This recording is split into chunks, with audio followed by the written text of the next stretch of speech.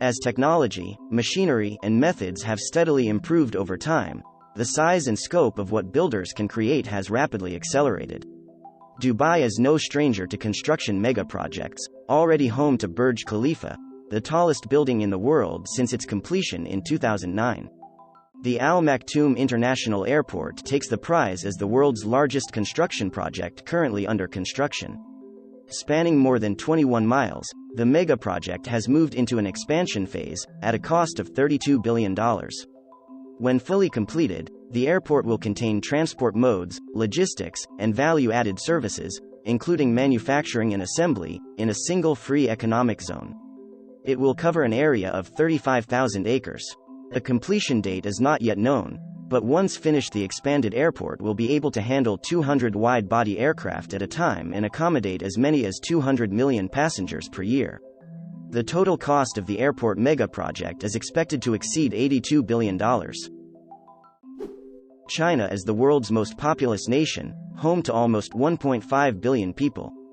Nearly 50% of the population lives in the north of the country, but the region contains only 20% of China's water resources.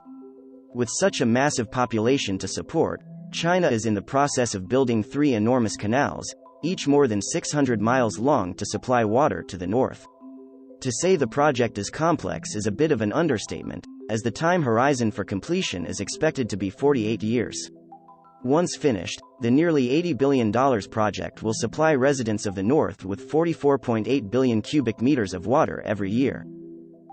Despite its immense size and wealth, the United States has long lagged Europe and Asia when it comes to high-speed rail systems. An early indicator that might be changing comes via the California High-Speed Railway project, under construction since 2015 and slated for completion in 2029. The railway project will connect 8 of the 10 largest cities in the Golden State, and the all-electric bullet train will be powered by renewable energy and able to reach speeds up to 200 miles per hour. Original estimates for the project put the cost at around $33 billion, but it's been beset by cost overruns, with the price tag since ballooning to at least $100 billion. In late November, tech giant Samsung announced that it plans to construct a $17 billion semiconductor fabrication facility in Taylor, Texas, located northeast of Austin, Texas. Samsung intends to start building the factory in 2022, with operations slated to begin in 2024. The company has not yet announced a lead contractor for the project. The facility's estimated cost will cover its buildings, property improvements, machinery and equipment, according to Samsung's announcement. It will be the South Korean firm's largest investment in the U.S. The company has operated a chip manufacturing facility in Austin since the late 1990s, and intends to share infrastructure and resources between the two sites. The project announcement comes amidst a global shortage of computer chips driven by supply issues related to COVID-19.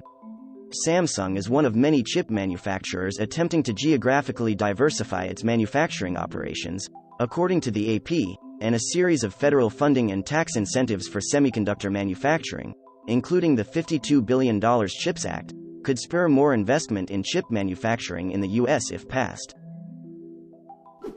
Dubai Land is considered a theme park, but really is the development of an entire entertainment city, like the experience offered at Disney World in Orlando, Florida, but at a much greater scale. Dubai is notorious for one-upping Western countries with innovative builds and construction.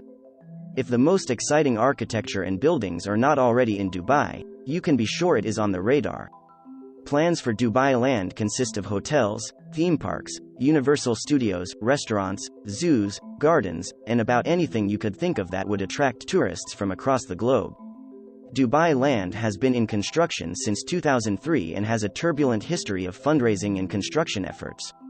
This has resulted in a snail-like pace building the alternative-like universe.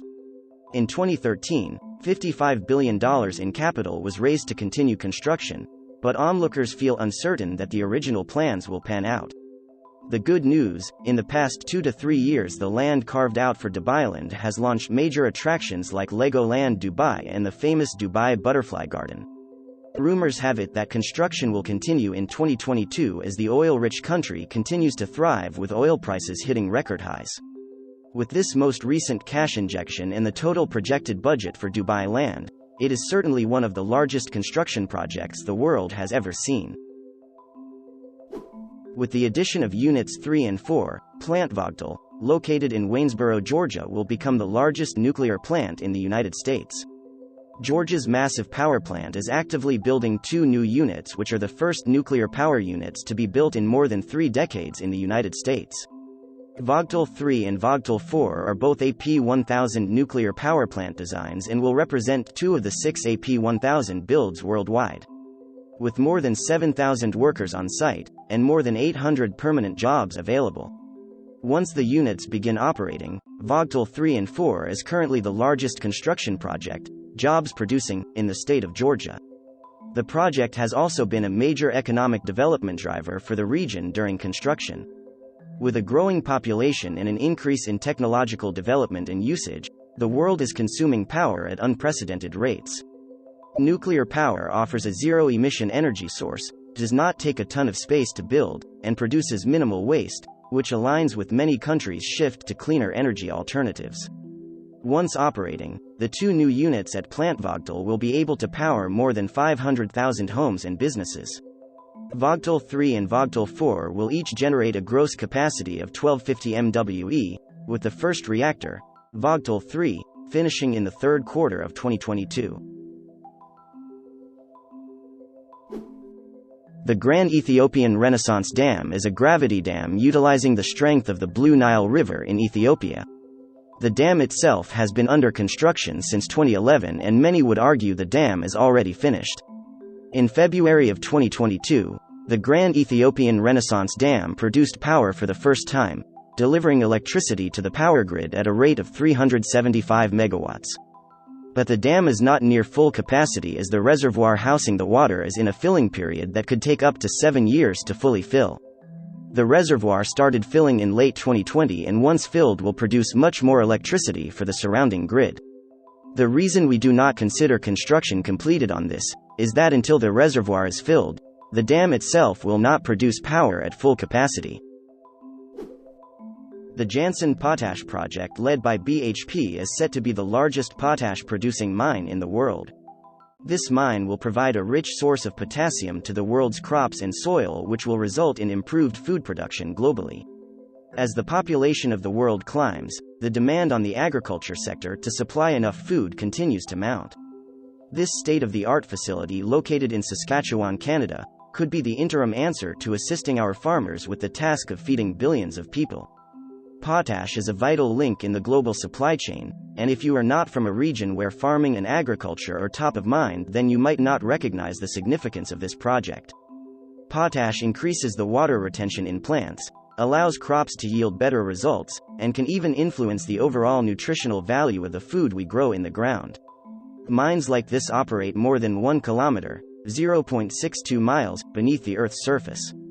This is the largest investment in Saskatchewan's history, one of the largest construction projects in the world, and will no doubt improve the global food supply chain. America is well positioned to become a global leader in production, with state-of-the-art facilities popping up like weeds. The United States has broken ground and can expect 2 new semiconductor facilities close to Intel's Chandler, Arizona campus. The facility will take 2 years to build and will require around-the-clock work to ensure the deadlines proposed are met. Set to open in 2024, these facilities will bring 3,000 construction jobs, 3,000 Intel employees, and create an additional 15,000 indirect jobs.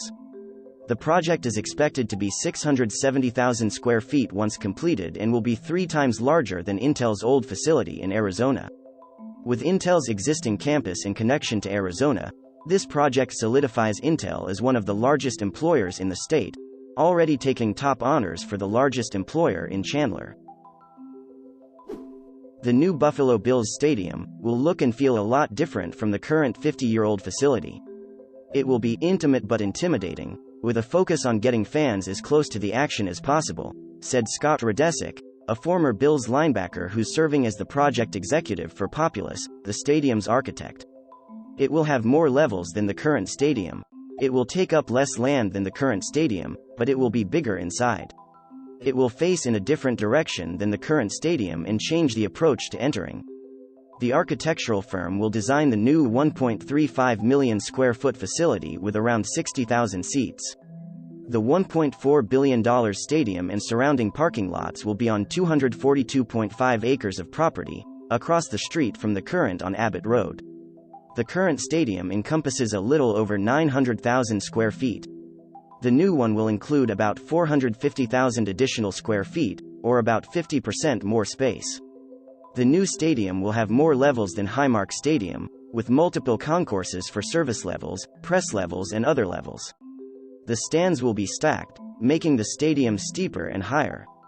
The highest part of Highmark Stadium is about 140 feet above grade, while the new stadium will be 50 feet higher, featuring a partial canopy over top to help protect as many fans as possible from weather elements, such as rain, snow and wind.